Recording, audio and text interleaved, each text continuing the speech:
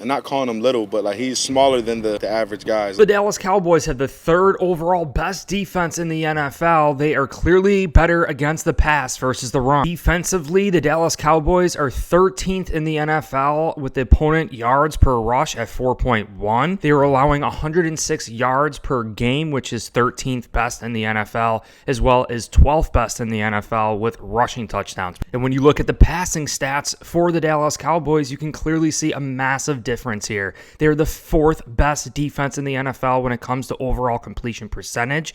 They are 8th best in the NFL with total yards per pass. They are the 5th best in the NFL, allowing only 183.9 yards per game. And they rank 3rd best in the NFL with the amount of interceptions they are getting, plus 4th best in the NFL with the amount of sacks at a sack rate of 9.01%. What better way to slow down Dak Prescott, who is in conversation of being this year's MVP? Just take a look at these stats. The last 7 games, completely dominant passing the football. With Dak Prescott, CeeDee Lamb, they lead the NFL in points average right now and score percentage. They have the least turnovers in the NFL. In my previous video, I noted that all the Dallas Cowboys losses came at road games, but we could draw some further conclusions here when we take a look at actually all of their losses. The first loss coming against the Arizona Cardinals, of which, when you take a look, the total amount of rushing yards for the Arizona Cardinals was 212 yards in that game. James Conner had 14 carries for 98 total yards. Even Joshua Dobbs, their quarterback at the time, a running quarterback, had 6 carries for 55 yards,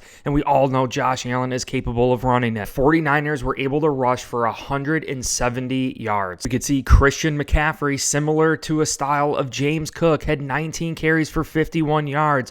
Jordan Mason also had 10 carries for 69 yards. The next loss for the Dallas Cowboys came against the Philadelphia Eagles, and once again, we could see a high total rushing yards for the Philadelphia Eagles at 109 yards. Andre Swift, 18 carries for 43 yards, and Jalen Hurst, another running quarterback, had 10 total carries for 36 yards and a touchdown. And Sean McDermott openly admitting that Mike McCarthy, the head coach for the Dallas Cowboys, is one of the most underrated head coaches in the NFL offensively and can scheme things up very, very well. Mike McCarthy is one of the best coaches around the NFL. He really is. So what better way to slow down this Dallas Cowboys offense than running the football? They're averaging 40.2 points a game, best in the league. And we know the benefit of running the football keeps this offense balanced. We keep the opposing defense guessing. And just like Dion Dawkins said in the opening clip, we definitely have a size advantage that we're going to get to next. But on this play, we could see Elena Getzenberg posting the clip of James Cook's touchdown, which kind of results in a flood concept, flooding one side of the field with additional people, additional weapons, and you will take notice that both 86 and 88 are out there, Dalton Kincaid and Dawson Knox, mixing between 11 and 12 personnel, something that we saw for the first time last week under Joe Brady. As the play develops, you're going to see that James Cook and also Dalton Kincaid is literally creating the problem here on number 32 of the defense. It's a choice, right? He has to cover either the tight end. Also, Dawson Knox is still there. There's a lot of things happening. Trent Sherfield moving in motion, basically making that safety even confused. And as the play develops, 32 is just basically in no man's land and just creates a wide open James Cook. Number 21 covering 16. Number 32 really deciding to cover Dawson Knox coming across the field, and it opens up James Cook for the touchdown. These 2 tight end sets with Dawson Knox and Dalton Kincaid being out there are keeping defensives guessing because we could ultimately run the ball out of that formation. They don't necessarily know whether we're going to pass it, whether we're going to run it, and then when we flood the side or flood one side of the field, it's creating mismatches and blown coverages. We could see Matty Glab talking about the increased usage of Joe Brady. Since OC, he has had a 20% increase in targets.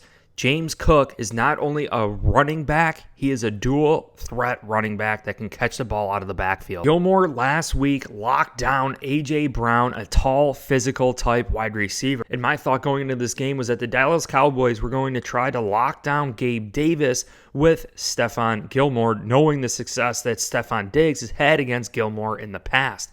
Now, seeing that Gilmore does better against taller, physical type wide receivers such as A.J. Brown, putting Gilmore on Gabe Davis would definitely lock him down. You all know Trayvon Diggs is out this game, who in my previous video I did state is probably giving some tips to his brother, seeing the loyalty there. And that would leave DaRon Bland against Stephon Diggs, who currently leads the NFL in the most amount of interceptions, as well as setting the record for the most amount of pick sixes in a single season. DaRon Bland is a speedier, more agile, quick defensive back that I think would match up better against Stephon Diggs. At 6 foot, 197 pounds, we could definitely see this matchup exist. The point I'm trying to make here is that it's not a good thing for the Buffalo Bills to be passing the ball a lot against the Dallas Cowboys, hence the point of running the football being a top priority for the Buffalo Bills versus the Dallas Cowboys. Another reason the Bills should be running the football is because of Micah Parsons, 8th best in the NFL with 12.5 sacks. So getting in passing downs or long distances,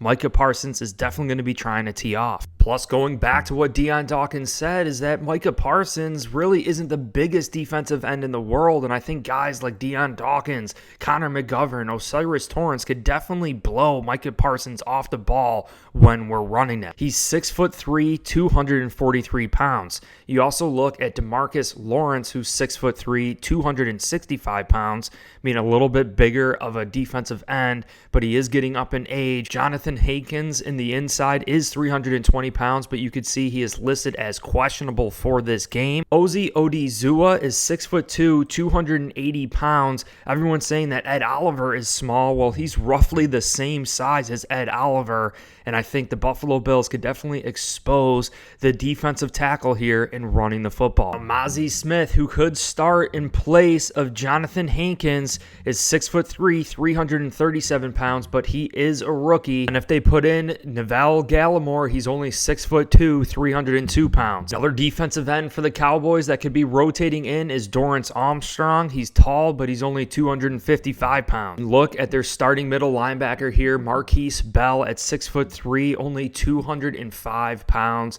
We all know if Dion Dawkins gets his hands on him or Osiris Torrance, we're going to be throwing him out of the house. Their other linebacker, Damon Clark, at 6'3", 240 pounds, is definitely not as good in run support. Dallas Cowboys are dealing with some injuries on the back end of that defense. Stephon Gilmore, who in my previous video showed you that Gilmore named Stephon Diggs the best wide receiver in the NFL at the beginning of this season. He missed Thursday's practice due to an illness. Brandon Cooks, their wide receiver, is also questionable. Cook didn't practice Thursday to an illness, so there's something definitely brewing in Dallas right now. A lot of their players are sick and not practicing.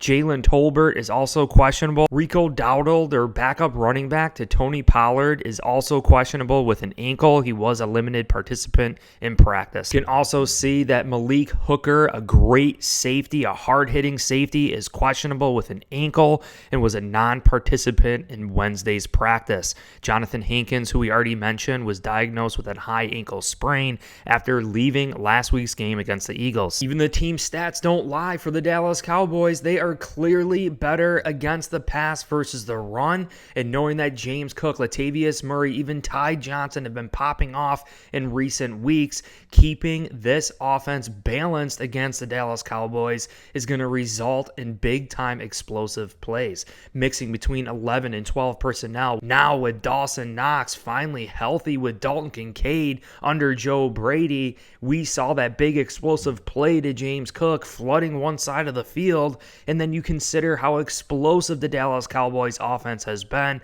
under Mike McCarthy and a potential MVP candidate here in Dak Prescott and CeeDee Lamb.